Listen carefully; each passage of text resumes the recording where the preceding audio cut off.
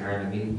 Wassalatu wassalamu ala asyrafil anbiya'i wal mursalin wa ala alihi wa sahbihi wa man da'a bi da'watihi wa iltazama bi tariqatihi wa tarassama khutwahu wa jalal aqidatan islamiyyatan asasan fi fikrati wa ahkam syar'iyyatan bi jasmi al-a'mali wa masdar li ahkami. Asyhadu an la ilaha illallah, asyhadu anna Muhammadan abduhu wa rasuluhu la nabiyya ba'dahu. Allah Ta'ala fi kitabihil karim. A'udzubillahi minasyaitonir rajim. Bismillahirrahmanirrahim. Muhammadur Rasulullah walladzina ma'ahu asyidda 'alal kuffar ruhama'u bainahum. Alhamdulillah, puji dan syukur senantiasa kita panjatkan kepada Allah Subhanahu wa taala yang telah menurunkan rasa tenang, rasa bahagia ke dalam hati kaum mukmin, dan dengan ketenangan itu, kebahagiaan itu, kemudian Allah berikan kepada mereka sebuah kesempatan untuk mencapai ridhonya Allah. Dan Allah juga menurunkan kepada kita Rasulullah Muhammad SAW untuk kita contoh dan kita tiru. Walaupun tentu saja tidak akan mungkin kita mencapai derajat yang sama seperti beliau, namun kita menginginkan agar kita mencintai beliau, dan karenanya kita dapat mendapatkan apa yang telah dijanjikan oleh Allah Subhanahu wa taala kepada orang yang mencintai Rasulullah SAW, yaitu syafaat daripada Allah dan juga sebuah tempat yang sama sebagaimana beliau SAW. Alhamdulillah, iman filah saudara rahmati Allah, kita sampai pada bab yang ke-12, lemah lembut terhadap kaum mukmin dan keras terhadap kaum kafir. Jadi apa yang dimaksud dengan a'izza atau keras, dan juga apa yang dimaksud dengan zillah atau kasih sayang atau belas kasih ataupun lemah lembut, yang merupakan lawan daripada izz atau keras, mulia, bengis, kemenangan, permusuhan. Itu adalah kemudian nanti akan kita bahas. Tapi Allah berfirman di dalam Al-Quran, dalam surat Al-Ma'idah ayat 54, tentang bagaimana kaum muslimin ini berkasih sayang dan keras terhadap kaum kafir. Dan juga sebagaimana yang saya sebutkan dalam surat Al-Fath, bahwa Muhammad Rasulullah walladzina ma'ahu, dan juga orang-orang beriman bersamanya asyidda.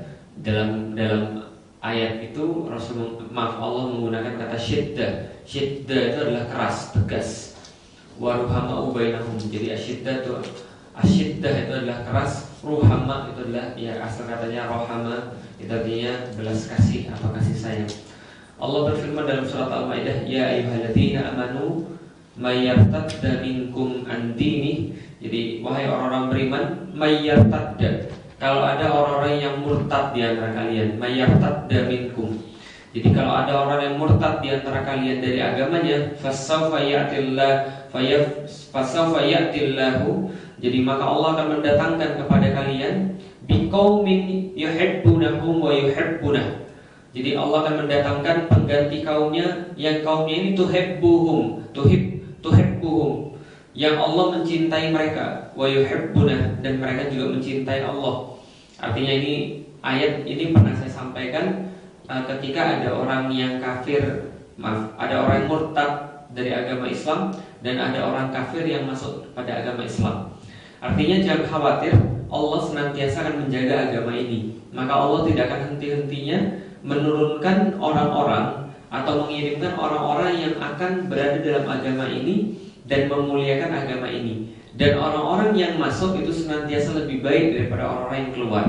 Maka Allah tegaskan, ya ayyuhalladzina amanu may yartadda minkum an dinihi fasawfa ya'tillahu biqaumin yuhibbuhum wa yuhibbunah.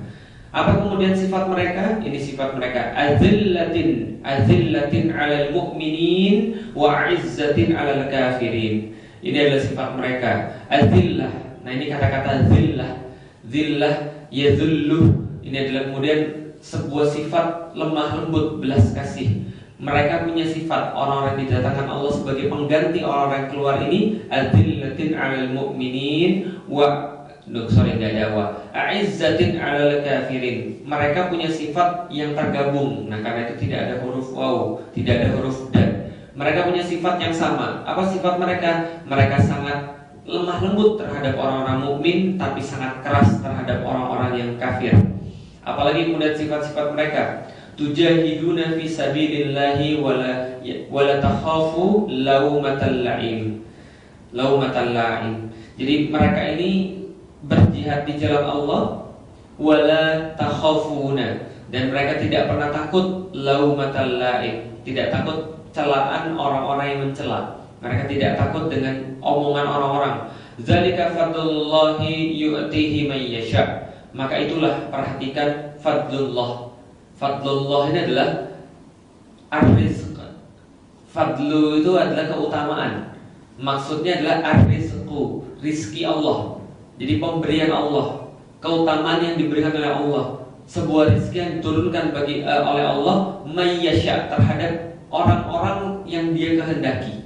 Wallahu wasi'un alim. Allah meluaskan rezekinya, Allah meluaskan pemberiannya bagi siapapun yang dikehendakinya, dan Allah Maha mengetahui tentang siapa yang akan mendapatkan rezeki seperti ini. Nah, jadi kalau seandainya kita melihat ada orang-orang yang murtad, kemarin sangat santer berita ada aktor misalnya yang memerankan jadi tokoh muslim, tapi setelah itu dia kemudian murtad. Ya sudah, biarkan saja, itu adalah pilihan dia.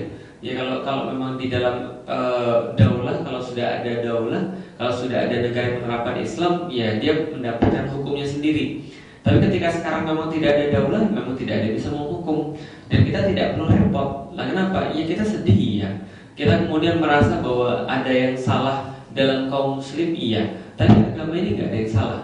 Dan karena agama ini nggak ada yang salah, ketika ada orang yang kemudian murtad daripada agama Allah, Allah senantiasa akan menggantikan dengan yang lain. Yang digantikan ini orang yang tidak terlalu baik, dan yang menggantikan orang yang jelas lebih baik, yang mereka punya sifat azillatin 'alal mu'minin, mereka punya sifat lemah lembut terhadap orang-orang mukmin, a'izzatin 'alal kafirin, dan juga keras terhadap orang-orang yang kafir. Kata zillah pada ayat ini memiliki arti belas kasih, kasih sayang dan lemah lembut, bukan bermakna kehinaan atau menghinakan diri. Karena ada juga yang bermakna seperti itu. Jadi zillah ini anggaplah seperti, ya inilah, seperti pernah makan tahu kan ya, kayak gitulah kira-kira.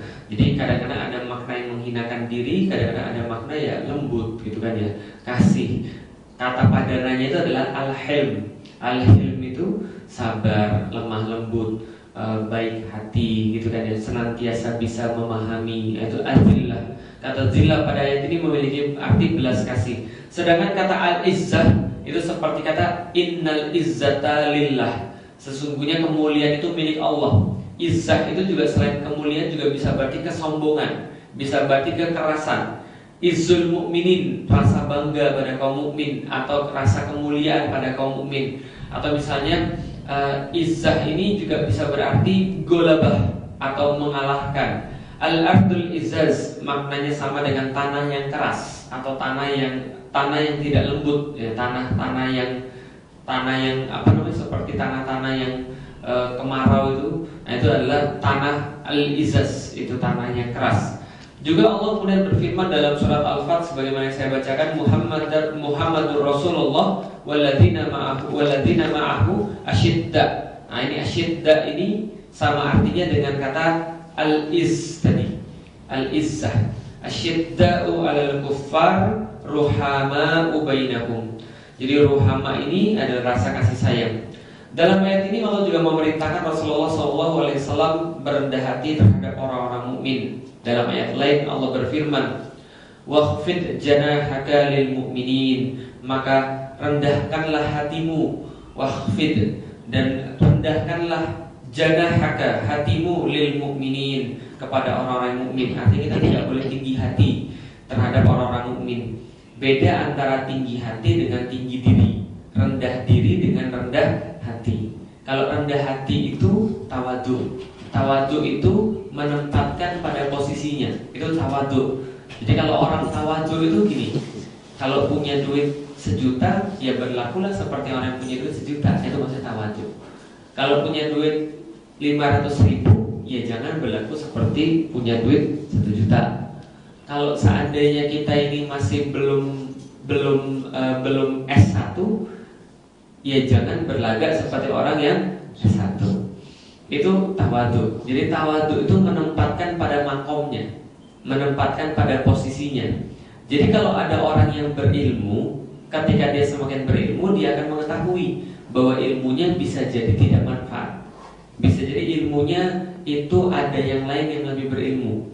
Bisa jadi ilmunya belum tentu menyelamatkan dia. Maka tawadhu dalam perkara itu adalah orang itu menjadi rendah hati, menjadi tidak mudah meremehkan orang lain, menjadi orang yang tidak banyak berbicara yang besar-besar, menjadi orang yang senantiasa dia itu merasa orang lain pasti masih ada kebaikan. Ini tawadhu.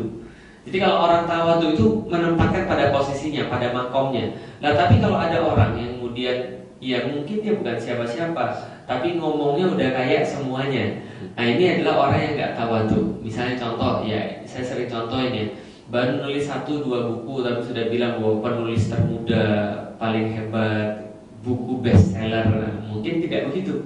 Kadang-kadang ada orang begitu, motivator-motivator biasa begitu. Apalagi sekarang lagi rame MLM, kayaknya lagi rame lagi gitu. Dan itu orang-orang yang ikut seminar-seminar MLM itu cenderung akan lebih-lebihkan begitu. Jadi tidak tawadhu. Jadi ketika bertemu dengan mukmin itu dia tidak merasa rendah hati, tapi justru bagaimana caranya agar dia ini terlihat lebih tinggi daripada saudaranya. Itu kan ya, pencapai prestasi tertinggi, mendapatkan mobil apa gitu kan ya, Lamborghini atau apa. Iklannya apa? Pakai kacamata, pakai jas, pakai dasi. Sebenarnya memang pakai baju jas dasi itu bukan merupakan tanda daripada kesombongan. Tapi ketika kemudian dia membuat semua itu seolah-olah bahwa dia lebih tinggi daripada orang-orang yang lain, nah ini yang tidak tawadhu. Jadi tawadhu ini adalah memang urusan hati, bukan urusan penampilan. Penampilan itu adalah bagian daripada efek daripada hati yang tadi, yang tidak tawadhu. Nah, jadi Allah sendiri menyuruh Rasulullah SAW untuk wakhfid, untuk merendahkan janahaka, hatimu terhadap orang-orang yang beriman. Juga Allah sampaikan dalam surat Asy-Syu'ara, wakhfid janahaka limanittaba'aka minal mu'minin.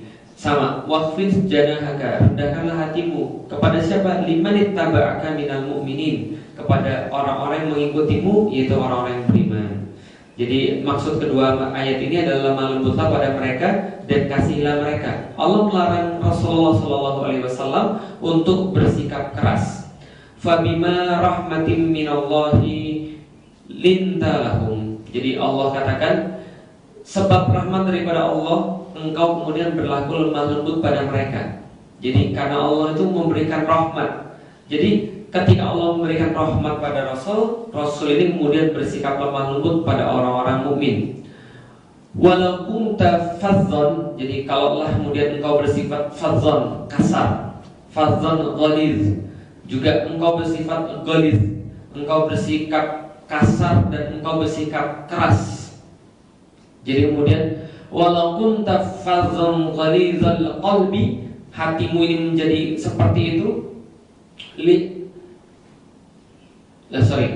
langfaddu min haulik, maka engkau akan kemudian dijauhkan daripada sekeliling mereka. Mereka akan menjauhkan diri daripada sekelilingmu. Artinya engkau tidak akan didekati. Tapi Masya Allah, Allah kemudian menjadikan Rasulullah ini adalah orang yang sangat lembut, sehingga orang itu betah berada di sekelilingnya. Pernah gak sih merasa dekat orang tapi gak betah? Karena kesannya kita tuh selalu ditekan gitu loh, maksudnya. Kesannya kita tuh selalu selalu didominasi. Kesannya itu kalau kita nggak ikut dia itu kayak bukan manusia, kira-kira begitulah. Jadi kadang-kadang agak susah ya mencontohkannya, tapi ya kira-kira begitulah. Jadi kalau kita dekat orang ini rasanya nggak nyaman, karena kenapa? Dia tidak ada rasa kasih sayang. Nah kalau bagi saya secara pribadi misalnya, kenapa? Ya ini beda-beda ya. Ada orang ini yang bisa dididik dengan kekerasan, ada orang ini tidak bisa sama sekali dikenai keras. Kalau dikenai keras, dia tambah keras. Ada orang kayak begitu. Tapi ada orang yang dikenai keras malah luluh. Ya tergantung situasi ya. Tapi ada orang yang memang keras banget luar biasa, tapi sekali dikenai lembut dia nggak tahan dengan kelembutan, maka kemudian dia kalah dengan kelembutan. Saya secara pribadi misalnya banyak orang-orang yang seperti ya ustadz-ustadz itu kan banyak ya.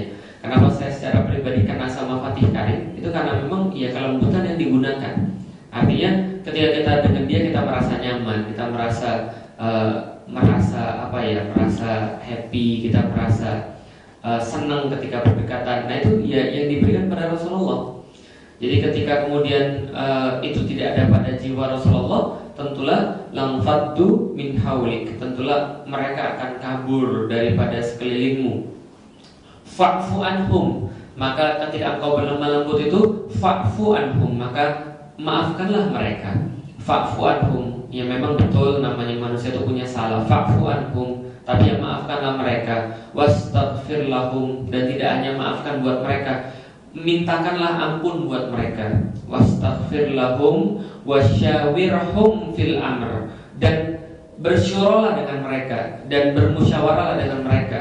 Fasyuro, kumpulkanlah dengan mereka fil amri, dalam permasalahan-permasalahan, dalam urusan-urusan itu. Fa idza ghazamta fa idza azamta fatawakkal 'ala Allah, dan ketika engkau sudah berazam maka bertawakallah kepada Allah. Innallaha yuhibbul mutawakkilin, karena Allah sangat menyukai orang-orang yang bertawakal kepadanya. Artinya ini adalah ayat-ayat yang Allah turunkan kepada Rasulullah SAW tentang pedoman bagaimana caranya berinteraksi dengan mukmin. Kalau Rasul saja diperintahkan begini, maka apa alasan kita untuk bersikap keras dengan orang-orang mukmin? Kadang-kadang kita sebaliknya, kita merasa karena dia mukmin kita boleh keras. Sadar nggak sadar, kadang-kadang kita lebih baik dengan istri orang dibandingkan istri sendiri. Iya nggak sih? Ya jadi ya. Nah, kenapa? Karena iya. Lah kenapa? Ya mungkin bukan masalah suka dan nggak suka ya, Bu. Ini bukan masalah hati, tapi masalah perbedaan perlakuan. Kita lebih segan dengan anak orang lain dibandingkan dengan anak sendiri misalnya. Anak sendiri kita gambar-gambarin, kita teriak-teriakin, tapi anak orang lain kita nggak berani begitu. Lah kenapa ya? Karena anak orang lain. Istri sendiri kita marah-marahin, tapi kita nggak pernah marahin istri sendiri di depan orang misalnya. Lah kenapa? Itu istri orang lain. Tapi maksudnya ya itu absurd maksudnya. Artinya kenapa absurd? Karena orang yang justru menemani kita itu justru istri kita sendiri. Yang tahu kejelekan kita istri kita sendiri. Yang tahu kesulitan kita ya istri kita sendiri. Yang kemudian akan membantu kita di rumah, yang justru mendukung kita juga istri kita sendiri. Yang kalau nanti akan paling banyak bersaksi menurut saya juga mungkin istri kita sendiri di hadapan Allah Subhanahu wa Ta'ala. Nah, artinya yang menuntut kita paling banyak mungkin dia juga.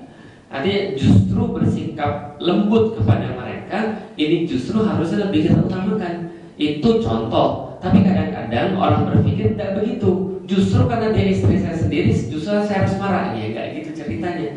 Makanya ketika Rasulullah ini kemudian diperintahkan oleh Allah Subhanahu wa Ta'ala untuk bersikap baik, yang dijadikan sebagai objek penyikapan baik ini, objek perendahan hati ini adalah orang-orang mukmin, gitu loh. Nah, kenapa? Karena ketika dia bertemu dengan orang-orang mukmin, harusnya mereka lebih berhak untuk mendapatkan sikap yang baik dibandingkan orang kafir.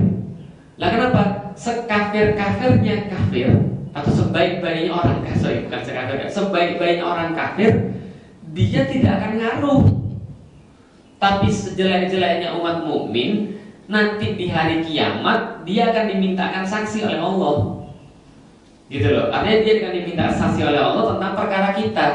Artinya dia bisa membela kita nanti di yaumil kiamat. Lagi pula itu pun kalau sejelek-jeleknya orang mukmin. Lah kalau misalnya orang mukminnya nggak jelek, bisa jadi nanti dia yang jadi penyelamat kita. Gitu loh. Kita mungkin nggak tahu. Kita lihat dia nggak pernah sholat berjamaah misalnya maksudnya, atau kita lihat dia nggak pernah berdakwah, kita lihat dia nggak pernah sedekah. Siapa tahu justru kemudian amalan-amalan dia lebih diterima daripada kita, kan kita nggak tahu dalam perkara-perkara itu. Nah, maka sebab rahmat Allah kepada Rasulullah menyayangi umat muslim, tidak pernah kemudian marah-marah sampai sedemikian menyakiti. Bahkan diceritakan oleh para sahabat, ya tidak pernah ada orang yang kalaupun marahnya itu lebih terkendali daripada Rasulullah.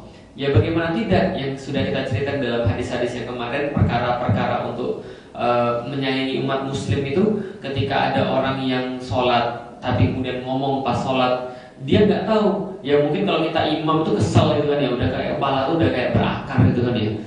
Tapi Rasulullah tidak. Ketika dia mendengar para sahabat ada yang bersin, kemudian ada yang berdoa bagi orang yang bersin, ya Allah.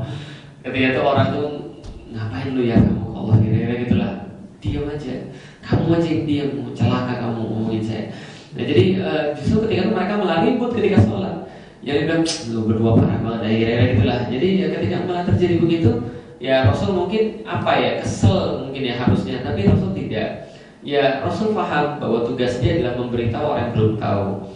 Tugasnya adalah justru bagaimana caranya agar orang ini ingat kesalahan dia, lalu kemudian memperbaiki, bukan malah melampiaskan supaya dia puas. Kadang-kadang kalau kita marahin orang itu kan melampiaskan supaya kita puas. Benar kan? Udah gue bilang kan, lu sih. Masih gitu. Jadi rasanya enak, plong kalau sudah ngomong begitu. Kamu sih nggak percaya. Udah saya bilang, kamu tuh nggak ngerti. Udah dibilang berkali-kali juga. Kita lihat ada ya, kita merasa puas, tapi Rasul tidak. Rasul katakan ya, sungguhnya dalam sholat tidak ada ucapan manusia kecuali takbir, bukan ya, kecuali takbir dan juga tahlil dan juga membaca Al-Quran. Artinya itu kemudian disampaikan sampai orang itu berkata, wah saya tuh demi bapak dan ibu saya menjadi tebusan. Saya nggak pernah melihat orang yang menasihati lebih baik daripada Rasulullah SAW. Jadi tidak ada alasan bagi kita untuk tidak bersikap lemah lembut terhadap orang-orang yang mukmin. Karena berlemah lembut dengan orang-orang mukmin itu perintah daripada Allah Subhanahu Wa Taala. Dan sekarang kita lihat justru sebaliknya. Masya Allah, saya tuh nggak ngerti kadang-kadang apa sih yang diajarin pada orang-orang itu sehingga mereka tuh benar-benar nyolot terhadap orang-orang mukmin, benar-benar menyolot terhadap orang-orang muslim sendiri, tapi dengan orang kafir ruhamahu bainahum. Pinter banget, sayang banget. Jadi seolah-olah tuh pengen menunjukkan bahwa Islam ini kasih sayang, lemah lembut terhadap orang kafir. Sama orang nggak apa-apa, kita ini walau kita berbeda, tapi kita ini tetap Tuhannya sama. Allah berfirman di dalam Al-Quran, ta'alau ila kalimatis sawa. Marilah kita sama-sama terhadap kalimat yang sama, bahwa Tuhanmu dan Tuhanku itu sama. Kita sama-sama. Kamu gimana kalau saya merayakan Natal? Enggak apa-apa, orang Rasul aja sangat penyayang kok. Rasul aja baik, enggak apa-apa, santai aja. Tapi ketika kaum muslim, beda dikit, dasar Wahabi lu, dasar jenggot goblok. Nah ini terus gimana ceritanya? Nah ini dia mengambil satu ayat untuk menyenangkan orang-orang kafir, gitu kan ya? Ya enggak salah, betul. Tapi dalam konteks apa antum menyampaikan itu? Ketika mulai terjadi pemboman di alam sutra, enggak semua kok kayak begitu. Ya memang orang kafir itu ya orang non muslim enggak semua kayak begitu. Tapi ketika pelakunya orang muslim, ini memang nih belajar Quran tuh ujungnya jadi teroris antum. Antum tuh kalau semakin panjang jenggot semakin jadi teroris. Semakin antum belajar inilah Wahabi dan sebagainya. Loh ini gimana ceritanya? Dan ini Hizbut Tahrir ini membuat NKRI jadi hancur. Tapi ketika OPM kemudian di Papua misalnya, enggak apa-apa, ini cuma mereka salah jalan aja. Nah ini, ya inilah kemudian kita nggak ngerti ya, nyolot betul terhadap orang-orang muslim. Tapi begitu berhadapan dengan orang kafir mereka baik. Berhadapan dengan Obama misalnya ketika masuk ke Istiqlal, nggak apa-apa. Nah kenapa? Dia nggak apa-apa pakai sepatu lah, dia nggak ngerti kok. Lagi kan dia harus ngasih tahu pada orang yang nggak ngerti. Nggak apa-apa, siapa tahu nanti dia masuk Islam. Baik betul. Kita dakwahi harusnya supaya dia masuk Islam. George Bush juga jangan dibenci, supaya dia masuk Islam gimana caranya. Tapi ketika berhadapan dengan umat muslim yang dikit aja beda sama dia, gak usah masuk usir. Lalu kenapa? Mereka ini orang-orang pelaku bid'ah. Ini kita ini ahlu sunnah, mereka pelaku bid'ah, gak boleh. Mereka ini adalah kemudian lebih parah daripada Abu Jahal. Lalu kenapa? Abu Jahal itu jelas kekafirannya, tapi mereka ini seperti musuh dalam selimut. Masya Allah. Jadi artinya, ya ini artinya bukan satu kelompok ya. Yang kelompok yang kemudian dikatakan Wahabi itu juga sama, balasannya juga kadang-kadang lebih keras. Gitu ya, kadang-kadang balasannya semua dikatakan bid'ah, semua dikatakan kafir. Ada kemudian yang mengatakan, wah ini Wahabi ini parah, tidak sesuai dengan Nabi, seperti tai unta dan sebagainya. Kacau. Ya kita ini punya lisan, sedangkan lisan kita terhadap orang kafir itu harus kita batasin. Dan Rasulullah SAW ingat tidak pernah berlaku kasar bahkan terhadap non muslim. Bahkan ketika dengan non muslim itu Rasul jaga. Rasul katakan siapa yang siapa yang mengganggu mereka kafir zimmi maka mereka telah bermaksiat kepadaku. Siapa yang bermaksiat kepadaku dia bermaksiat kepada Allah. Rasul cuma kasar terhadap orang kafir itu tercatat ketika perang. Itu saja. Tapi terhadap orang-orang kafir yang kemudian zimmi, Rasul sangat menyayangi. Dalam beberapa kasus ketika Rasul menemukan bahwa orang kafir itu petantang petenteng, Rasul lebih petantang petenteng lagi. Ada yang kemudian Rasul lebih menunjukkan al-is itu, rasa keras itu. Contoh kata Rasulullah, kalau kalian bertemu dengan orang kafir di satu tempat, yang tempat itu nggak ada yang lewat, ya jangan mau ngalah. dia harus mundur. Jadi contoh nih, lewat di satu gang tuh misalnya, dia kemudian lewat, kita lewat, dia harus mundur. Nah kenapa? Karena kita punya izzah, kita punya kehormatan. Ketika mereka bayar jizyah itu menandakan ketundukan mereka terhadap umat muslim. Itu iya betul. Tapi tidak begitu juga ceritanya ketika berhubungan dengan kafir zimmi. Gitu kan ya. Rasulullah kemudian dalam banyak hal memberikan mereka kebaikan-kebaikan. Rasul dalam banyak hal melindungi mereka dalam perkara-perkara yang memang baik. Tapi ingat, Rasul berlaku lemah lembut terhadap orang kafir, lebih berlaku lemah lembut terhadap orang mukmin. Gitu loh. Jadi jangan kebalik. Jadi jangan kita nih justru lebih menyayangi istri orang lain daripada istri sendiri. Itu nggak benar namanya. Itu namanya absurd, gitu kan ya. Artinya justru yang lebih berhak mendapatkan kata-kata lembut daripada antum yaitu orang mukmin. Lah kalau antum bisa memahami ikhtilaf dalam bidang akidah, alasan apa antum tidak memahami ikhtilaf dalam perkara agama? Itu kan aneh. Lah kalau antum meyakini seperti itu ya monggo, tapi jangan sampai yang lain dikatakan salah.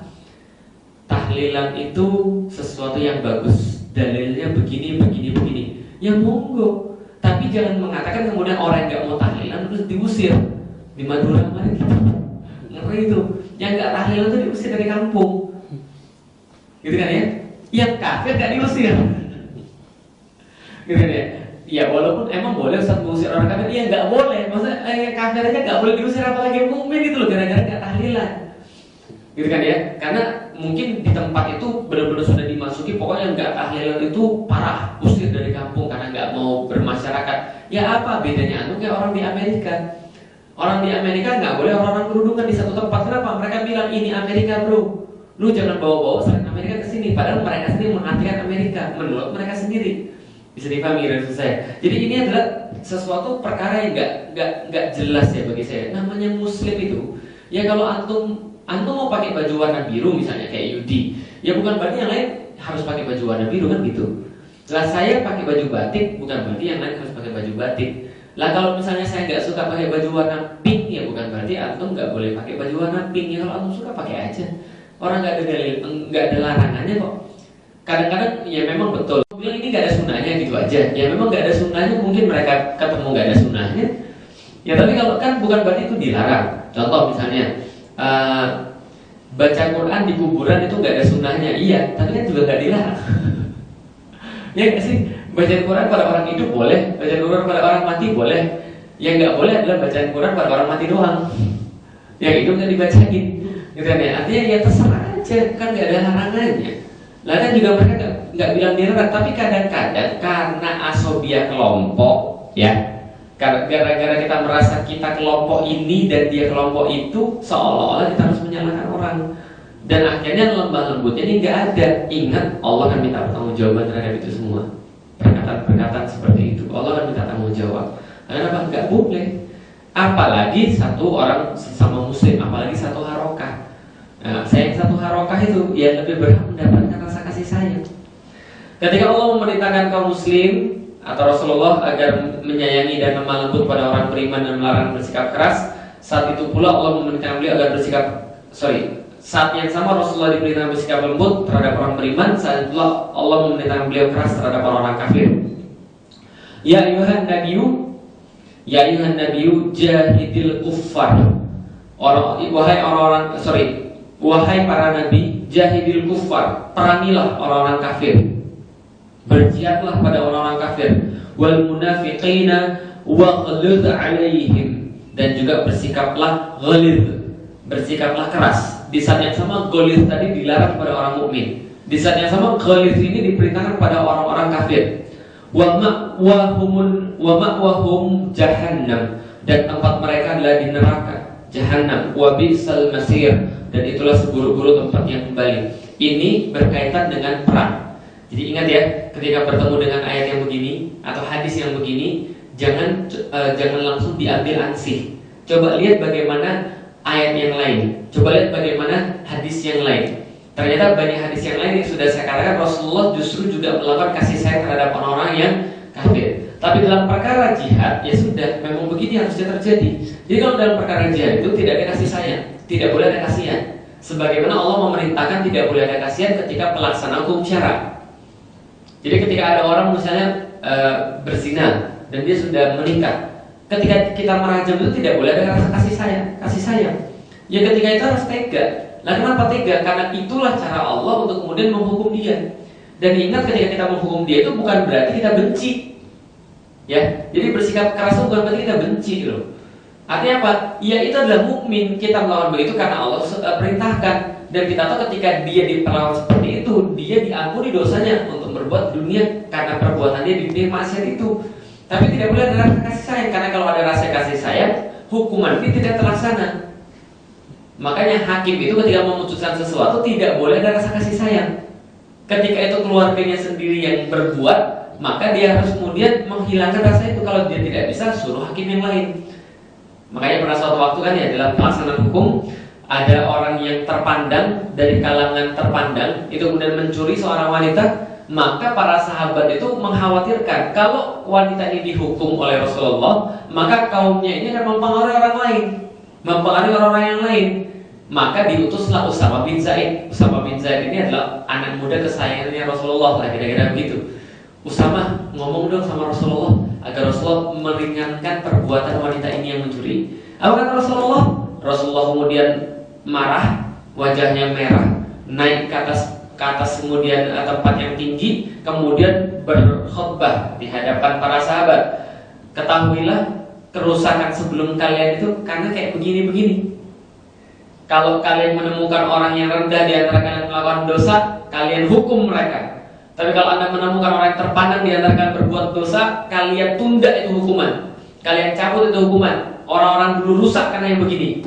Ketahuilah kalau seandainya Fatimah binti Muhammad mencuri juga, niscaya aku akan potong tangannya juga. Artinya itu yang dilakukan oleh Rasulullah. Artinya ada nggak? Apakah kalau begitu Rasul tidak sayang dengan Fatimah? Masya Allah. Anda melihat sendiri hadisnya. Itu kan ketika Rasulullah sebelum meninggal, Rasul membisikkan sesuatu kepada Fatimah. Itu kan ya, yang kemudian Fatimah itu dari nangis kejer karena mengetahui Rasulullah wafat, jadi ketawa. Apa kemudian dibisik kepada Fatimah? Wahai Fatimah, engkau adalah keluargaku yang pertama kali nanti akan menyusul. Nah, kenapa? Ya Fatimah tertawa karena saking sayangnya Rasulullah pada dia. Rasul kemudian minta pada para sahabat dan juga pada kita untuk menyayangi ahlul baitnya. Ya siapa ahlul baitnya? Fatimah. Artinya ketika Rasulullah kemudian sangat menyayangi Fatimah, bukan berarti Rasul sangat menyayangi Fatimah, tapi Rasul di saat yang sama juga bilang begitu. Artinya omongan begitu bukan berarti Rasul nggak sayang, tapi dalam perkara pelaksanaan hukum ini harus keras, termasuk pada perang. Jadi kalau perang itu antum nggak boleh, udah maafin aja, berikan dia kesempatan sekali lagi, bisa begitu. Ya kalau memang perang ya perang. Jadi antum tidak boleh ada terselip rasa lemah lembut itu tidak ada, karena perang itu keras. Gitu maksudnya. Artinya ya itu ada porsinya masing-masing ya. Kan sudah saya bilang, kalau misalnya porsinya bukan porsi kekerasan, antum jangan banyak kekerasan. Kalau porsinya kekerasan, jangan banyak diskusi. Nah, tapi mungkin itu ya kalian yang sudah yang dilakukan beberapa orang yang berlebih-lebihan di antara kaum muslim itu, mungkin kita sudah dianggap kafir kali ya. Sehingga dia tuh sama kita tuh keras sebenarnya. Jadi ini dianggap ini kan dalilnya begini. Kata Allah, jahidil kuffara wal munafikin. Antum tuh sudah munafik, maka harus dijihad. Wah, ini bahaya nih. Yang kayak gini-gini nih. Yang Rasul katakan nanti akan datang di antara kalian orang-orang anak muda, gula sufaha, anak-anak muda yang bodoh, yang iman mereka tidak sampai tenggorokan, mereka melesat daripada Islam seperti melesatnya panah daripada busurnya. Nah kenapa? Ya karena semua bagi mereka kufur semua. Mereka itu adalah ahli Quran, membaca Quran, tapi iman nggak sampai dalam iman nggak sampai hati mereka. Nah kenapa ya? Bagi mereka semua salah, khawarij itu. Jadi semua nggak setuju mereka kafir, semua nggak setuju mereka kafir. Tapi Israel nggak diperangi, gitu kan ya? Jadi saudara-saudara kita itu ada yang begitu juga, gitu kan ya? Jadi ada guyonan itu kenapa sih Israel nggak diperangi, tapi orang-orang Palestina justru diperangi. Jadi Hamas justru diperangi, orang-orang Muslim justru diperangi, yang syahadat disembelih dan sebagainya. Tapi kenapa sih Islam nggak diperangi? Ya jawabannya sederhana, mungkin karena orang Islam itu belum masuk Islam. Kalau sudah masuk Islam mungkin dibunuh juga. Nah, jadi artinya ya itu justru aneh. Lu kok malah kerasa terhadap orang-orang kafir, terhadap orang-orang yang mukmin ya, karena dianggap mungkin sebelum kita kan Rasulullah itu sebelum memerangi orang-orang kafir di Madinah memerangi orang munafik dulu ya. Jadi antum tuh munafik dia harus diperangi dulu. Masya Allah. Padahal orang-orang itu masih bersyahadat ya, masih beriman, masih syahadatnya sama. Seruan kepada Rasulullah SAW merupakan seruan kepada umatnya selama tidak ada dalil yang mengkhususkan itu. Dengan demikian, setiap mukmin juga wajib menyayangi, mengasihi, lemah lembut dan rendah hati kepada orang yang beriman. Tapi ingat pada porsinya, ya. Jadi bukan berarti setiap antum ketemu dengan orang kafir antum kerasin, ya enggak juga. Karena ingat bahwa Nabi Musa ketika diperintahkan kepada Fir'aun juga apa yang Allah katakan? Berkatalah yang lemah lembut. Qaulan layyinan, qaulan yang layyin, lemah lembut. Jadi setiap mukmin juga wajib bersikap keras, kasar, memusuhi dan mengalahkan kaum kafir. Allah berfirman kepada orang-orang mukmin, ya ayyuhalladzina amanu qatilul ladzina yalunakum minal kuffari wal yajidu fikum ghilzah wa yajidu, dan hendaklah kalian semua menjadikan fikum pada diri kalian ghilzah, rasa keras. Jadi ghilzah ini wajib ada ketika memerangi orang-orang kafir. Wa'lamu annallaha ma'al muttaqin.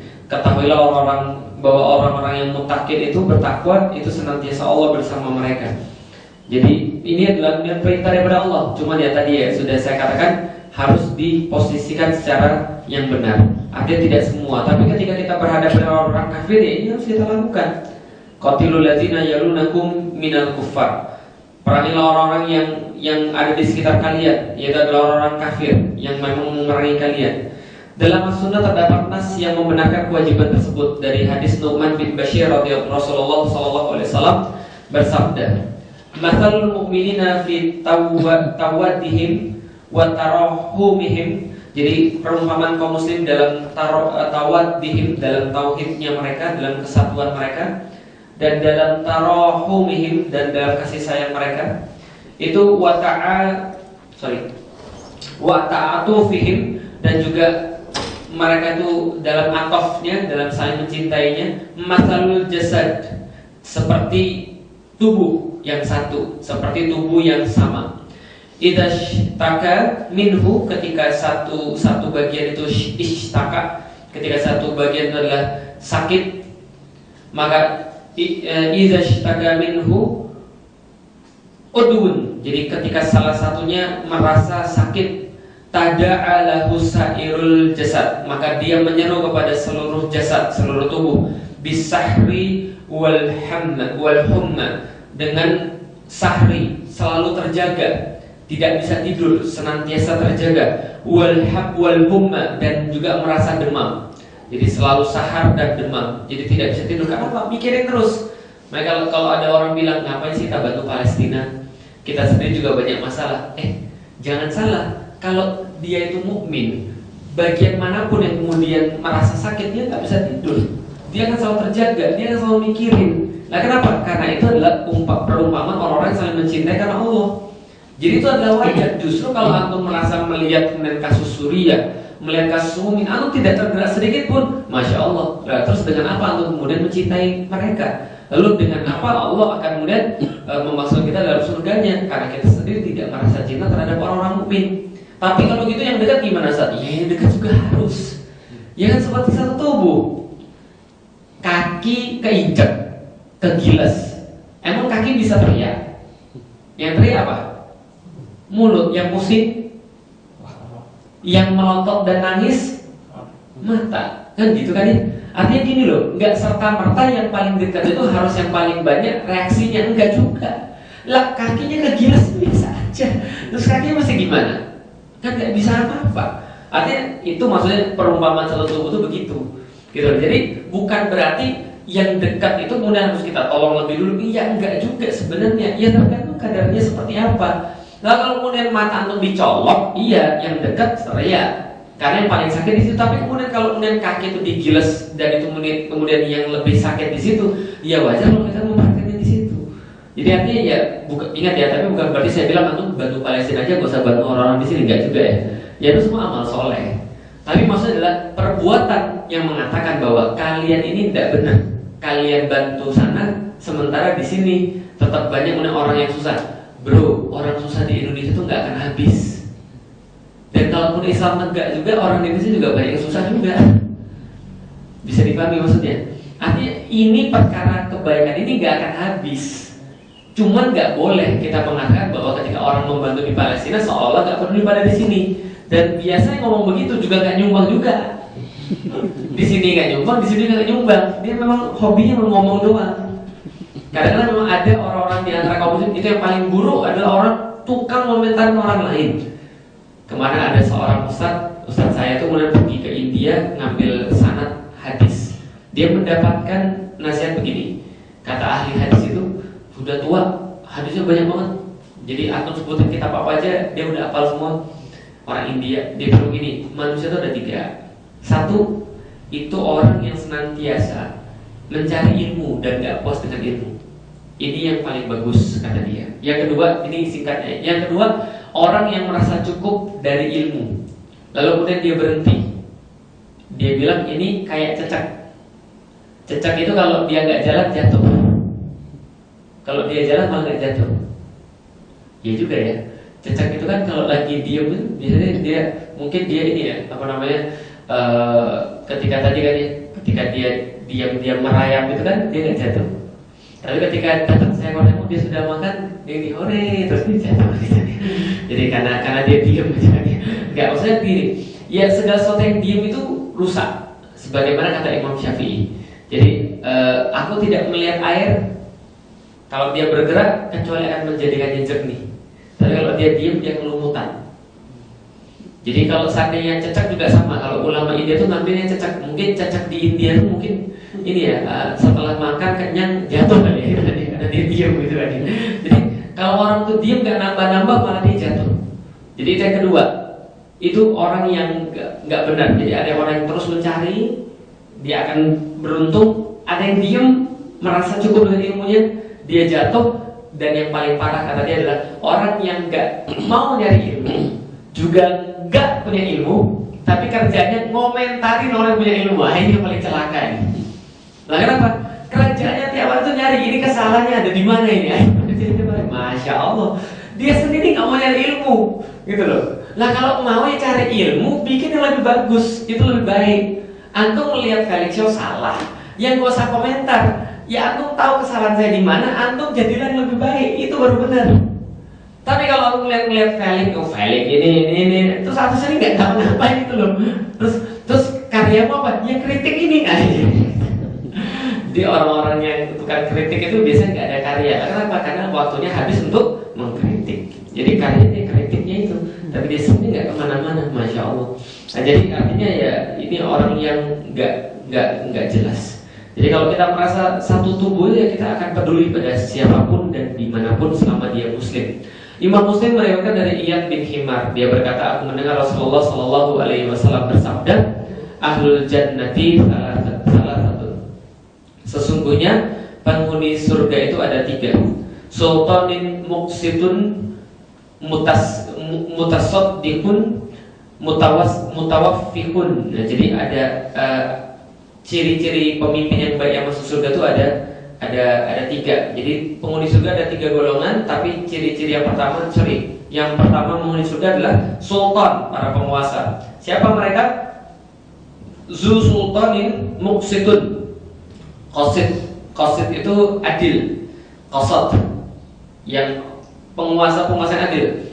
Mutasaddikun, bisa dipercaya, jujur. Muwaffihun, juga sesuai, artinya sesuai, wafak dengan syariatnya Allah. Ya, antum bisa nilai sendiri ya pemimpin seperti apa kayak begini. Adil, jujur, dan sesuai syariat. Adil enggak, jujur enggak, sesuai syariat enggak, ya sudah. Ngomong-ngomong Januari ini kan PLN mau naik lagi, listrik mau naik lagi, dan naiknya. Jadi ya inilah ya. Kadang-kadang di situ saya kadang-kadang merasa sedih. betapa orang Indonesia tuh mudah banget dibohongi. Mau ngomong apa juga susah juga saya juga kadang-kadang. Kemarin ingat ya ketika pengen naikin tarif, itu mereka bilang apa? Kami naikin tarif itu pada orang kaya. Karena orang-orang kaya lah yang bisa pakai listrik di atas 1.300 watt. Tahu kan ya, di rumah kan ada listrik yang 450, ada yang 900, ada yang 1.300, ada yang 4.500 gitu kan ya. Ada yang mereka pikir begini, kalau 450 ya berarti paling cuma ya lampu, TV, pompa cukup. Tapi kalau sudah pakai AC itu sudah 1.300. Kalau AC-nya 2 mesti cuci biasanya 4.500 kayak rumah saya. Jadi rumah saya itu udah dianggap orang kaya kira-kira gitulah. Aneh gitu tuh. Jadi kaya atau enggaknya berdasarkan orang punya mesin cuci AC atau tidak gitu. Masya Allah. Jadi ya tapi ya begitulah. Mereka bilang ini dinaikin yang di atas 4.500 dan 4.500. Sekarang yang terjadi yang 950 itu semuanya diubah jadi 1.300. Dan 1.300 itu dicabut subsidinya sampai naik sekitar 130%. Jadi dulu itu ketika 3 tahun yang lalu ketika saya mulai tinggal di sini, saya beli listrik itu kan prabayar beli misalnya 1 juta dapatnya 1.200.000. Sekarang beli 1 juta dapatnya 600-an. Nah, artinya sebentar lagi antum akan merasakan yang kayak saya. Nah, maksudnya karena dicabut subsidinya. Nah itu kan Masya Allah. Jadi pemimpin yang adil tidak, karena dia tidak memberikan keadilan. Artinya posisinya tidak. Saya tuh kadang-kadang kesian serius. Yang kedua, jujur tidak. Artinya apakah jujur ketika dia mengatakan bahwa ini perusahaan listrik selalu merugi? Rugi dari mana? Kadang-kadang kita bingung. Dia jualan sendiri, nggak ada yang lain yang jualan di situ. Lihat ya, dia jualan sendiri, dia negara sendiri, dia rugi sendiri. Paham gak sih maksud saya? Antum satu-satunya jualan beras di negara ini misalnya, taruhlah gitu. Terus antum bilang rugi. Terus gimana antum ngitungnya supaya antum bisa rugi itu gimana ceritanya gitu loh maksudnya? Itu dari segi pengusaha aja nggak masuk akal sama sekali. Orang sudah monopoli, dia rugi itu nggak masuk akal sama sekali. Yang kedua, dari sudut pandang pelayanan negara, dari mana ceritanya negara bisa rugi? Negara itu bukan perusahaan, bro. Antum bilang sama istri saya, rugi saya sama keluarga ini. Loh apa? Antum tuh suami, pemimpin keluarga. Tugas antum itu adalah membuat keluarga ini hidup. Terus antum bilang antum rugi gitu. Terus antum, paham gak sih maksudnya? Lah negara itu bukan perusahaan, kok bisa rugi sih? Gitu loh. Tapi kan namanya perusahaan listrik negara, Ustaz. Ya itulah mungkin ya, karena namanya perusahaan ya. Kalau dalam Islam itu bukan namanya perusahaan. Karena negara tuh nggak ada hitung-hitungan untung rugi. Negara itu melayani, gitu ya. Presiden itu dianggap untuk melayani. Lagi gimana ceritanya? Presiden bisa bilang rugi? Jujur enggak, gitu kan ya. Adil juga enggak, dan juga tidak sesuai. Kalau di sini mutasaddiqun bersedekah, iya berarti tangan jujur bersedekah. Dan sesuai dengan syariat, ya apalagi dari sesuai dengan syariatnya aja tidak tahu seperti apa. Nah adalah itu yang pertama. Kedua adalah nggak kelihatan sini apa nih? Situ apa bacanya? Tabrakan. Bacaan Arabnya Zul Mut bukan ya? Situ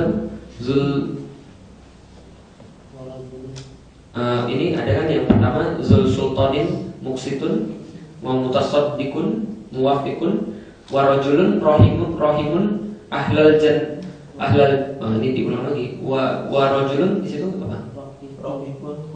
Rokikun kolbi dan laki-laki atau manusia yang rohimun, yang penyayang, rokikun kolbi, yang hatinya rokik itu lebih kepada apa ya? Cengeng.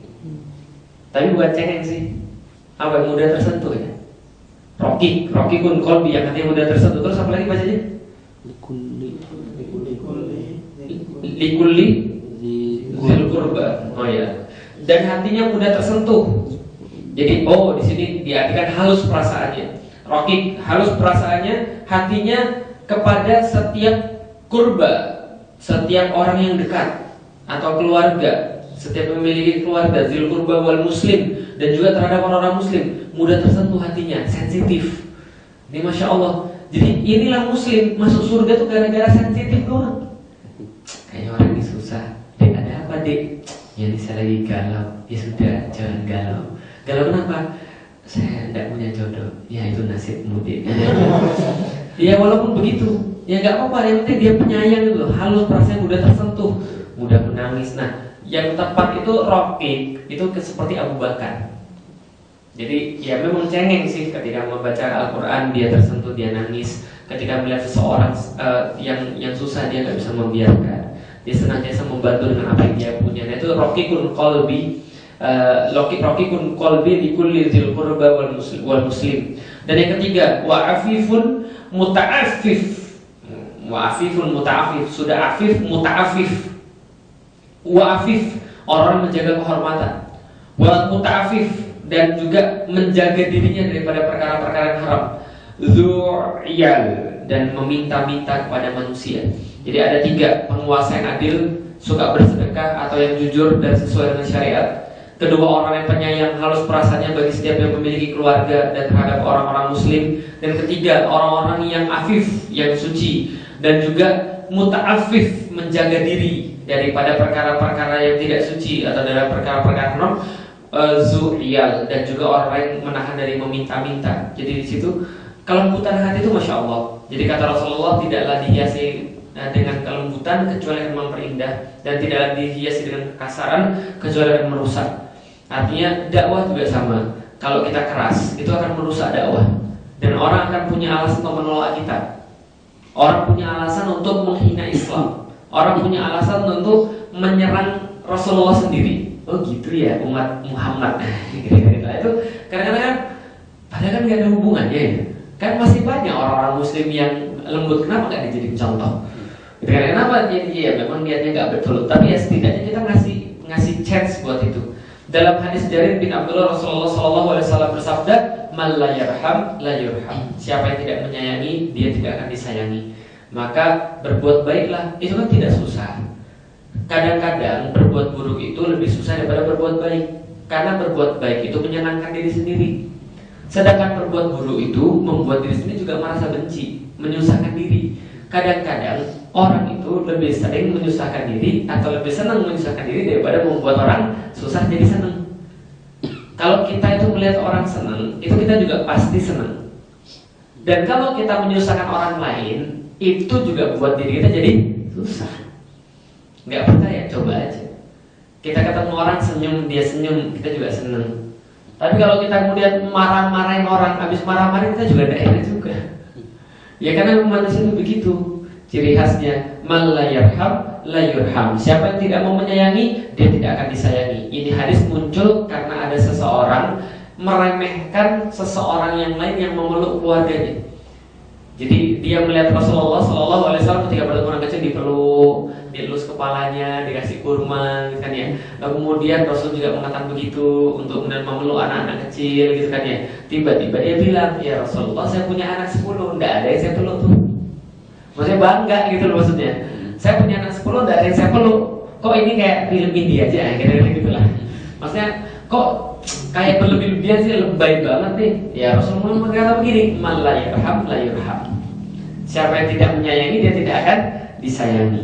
Ungkapan dihalanginya dari rahmat Allah adalah indikasi wajibnya menyayangi kaum mukmin. Di antara indikasi lain adalah hadis yang diriwayatkan oleh Ibnu Hibban dalam sahihnya dari Abu Hurairah. Dia berkata, aku mendengar Abu Qasim SAW, Rasulullah maksudnya yang benar dan dibenarkan bersabda, Innar rahmata la tunza'u illa min syaqiyyi. Sesungguhnya rasa rahmah tidak akan yunza, tidak dicabut kecuali min syaqiyyi, kecuali dari orang-orang yang celaka, orang-orang yang lalai. Jadi artinya kalau antum udah dicabut rasa kelembutan itu, ya sudah antum termasuk orang celaka. Lah kenapa celaka? Karena antum pasti tidak akan pernah mendapatkan kebaikan di dunia. Kalau sudah dicabut itu orang kasar aja bawaannya. Pernah lihat orang gitu? Pernah ada orang gitu? Stres. Jadi orang stres itu begitu. Baru-baru ini ada video-video yang parah banget ya. Karena ya tapi mungkin bisa difahami karena mungkin stres ya. Ada TKI itu buat video yang kasarnya luar biasa. Saya nggak bisa bayangin kalau jadi ibu seperti apa, Masya Allah. Juga hadis riwayat Muslim dari Aisyah radhiyallahu anha maaf dari bahwasanya ia berkata, aku mendengar Rasulullah sallallahu alaihi wasallam bersabda di rumahku, Allah wa man waliya min amri ummati syai'an farrafaqa bihim farfuq bihi.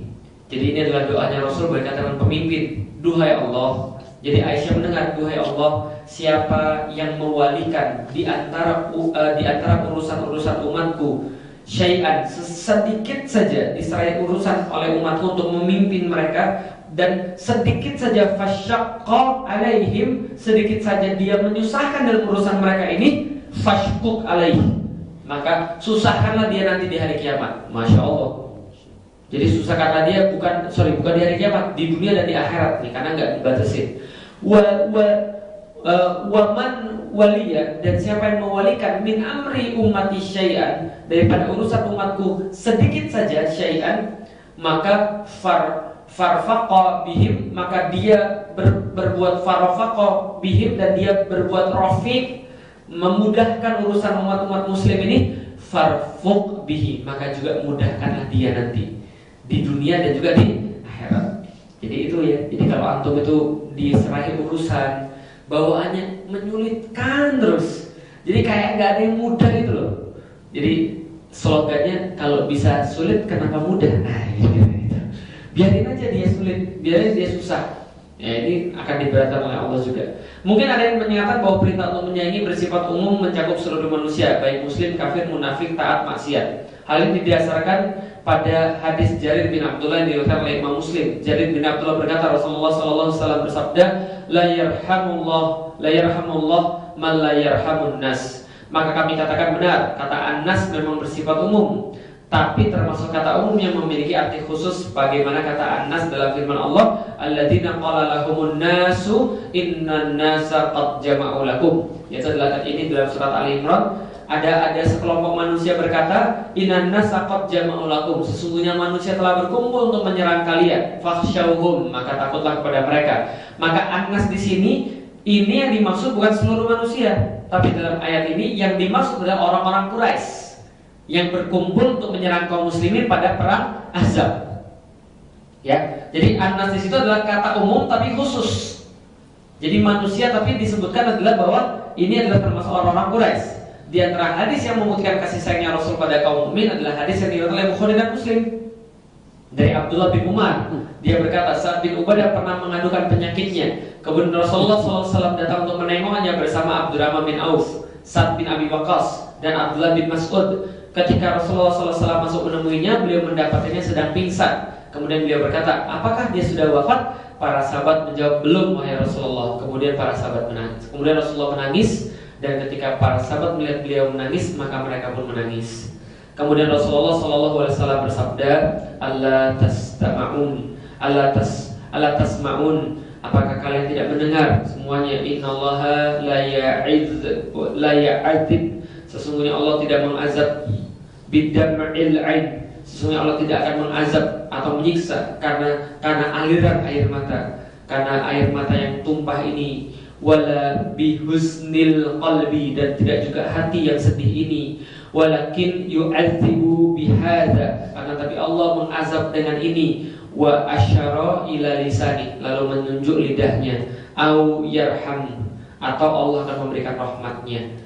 Jadi Masya Allah, ini adalah kemudian hadis-hadis yang tentang kaum muslimin, bahwa kita harus berlemah lembut pada mereka. Juga dari Tirmidzi yang mengatakan bahwa hadis ini hasan sahih dari Aisyah radhiyallahu anha bahwasanya dia berkata, anna Nabi sallallahu alaihi wasallam qabbala Utsman bin Mas'ud.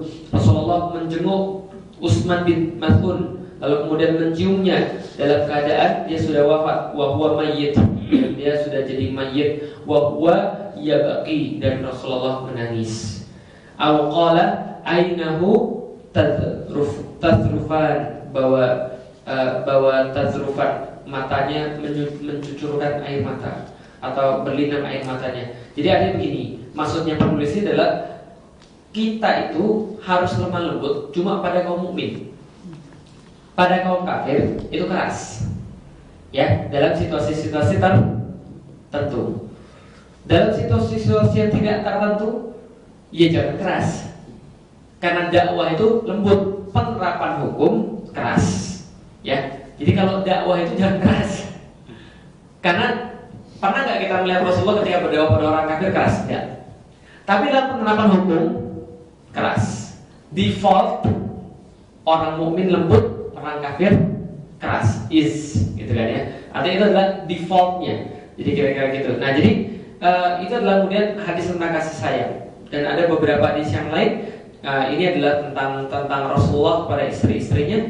Jadi Rasulullah katakan, dari Anas bin Malik, pembantunya Rasulullah, anna Nabi sallallahu alaihi wasallam kana la yadkhulu ala ahadin minan nisa'i illa ala azwajihi illa ummi Sulaim. Sesungguhnya Nabi sallallahu alaihi wasallam tidak pernah menemui wanita-wanita selain istri-istrinya kecuali kepada Ummu Sulaim. Nah, kenapa? Fa innahu kana yadkhulu 'alaiha faqila lahu fi dzalika faqala inni arhamuha.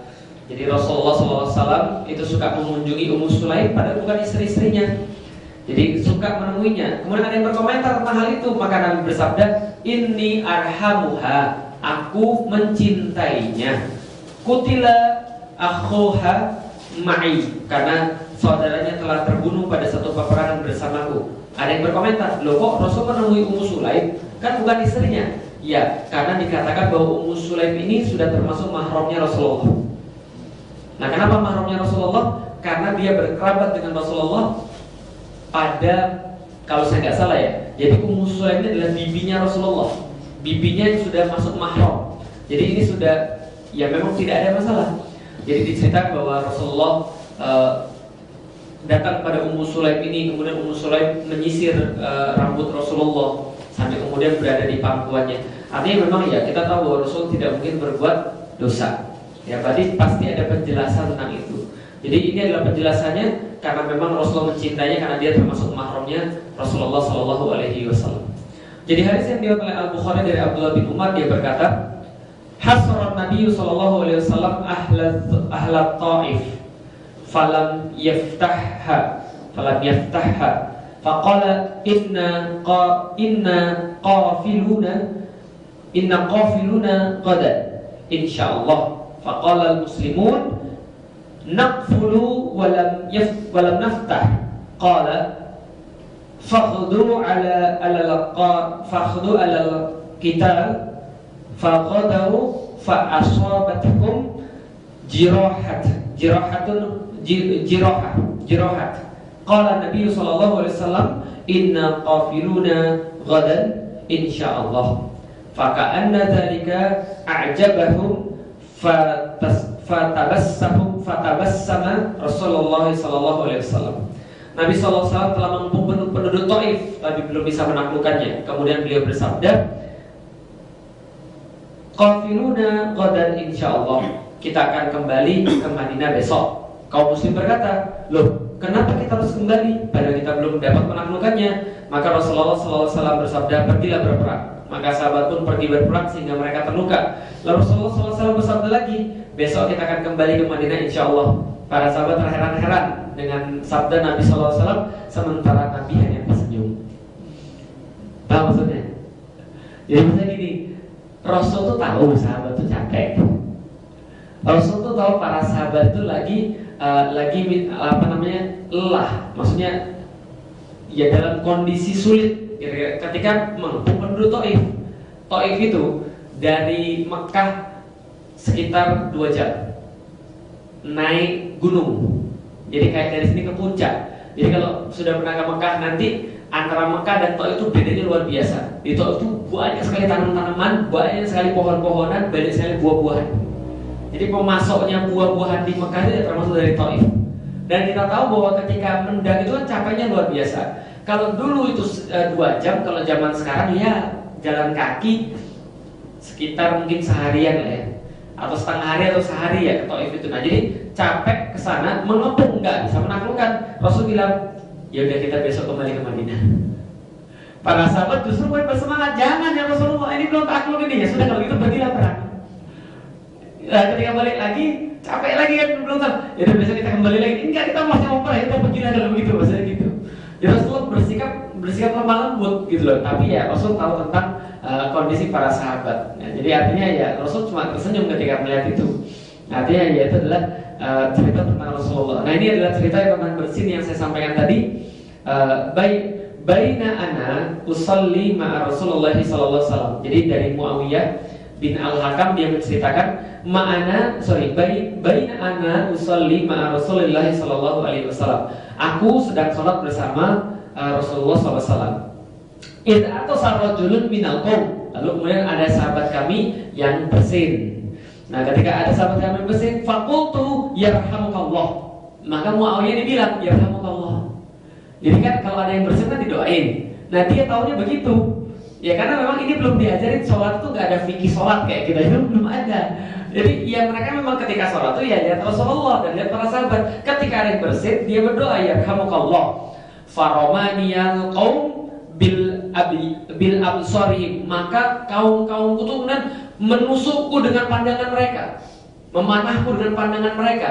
Jadi pandangan yang menusuk. Jadi ketika yarhamukallah langsung orang-orang begini. Dia tuh kemudian melihat, ini ngapain orang lihat saya? Nah kemudian fakultu aku berkata, wasukla ummiyah. Kemudian dia berkata, celakalah ibumu, celakalah ibumu. Falamma ra'aitumuhum. Kenapa kalian tuh kemudian melihat? Yusammitunani lakinnani sakat. Lalu kemudian ketika aku berkata begitu, kemudian mereka memukul-mukul paha mereka dan aku pun diam. Nah setelah kemudian dia diam, falamma shalla Rasulullah sallallahu alaihi wasallam, ketika Rasulullah sallallahu alaihi wasallam sudah selesai sholat, fabi abi huwa wa ummi, maka demi bapak dan ibuku yang menjadi tebusannya. Ma ra'aitu mualliman, aku tidak pernah melihat seorang muallim mengajarkan kepadaku. Jadi ma ra'aitu mualliman, aku seumur hidup tidak pernah melihat orang yang mengajarkan qablahu wala ba'dahu, sebelum dan sesudahnya selama hidupku tidak pernah ahsana ta'liman minhu, dengan pengajaran yang lebih baik daripada Rasulullah, daripada dia. Fa wallahi, dan demi Allah, ma taharrani wala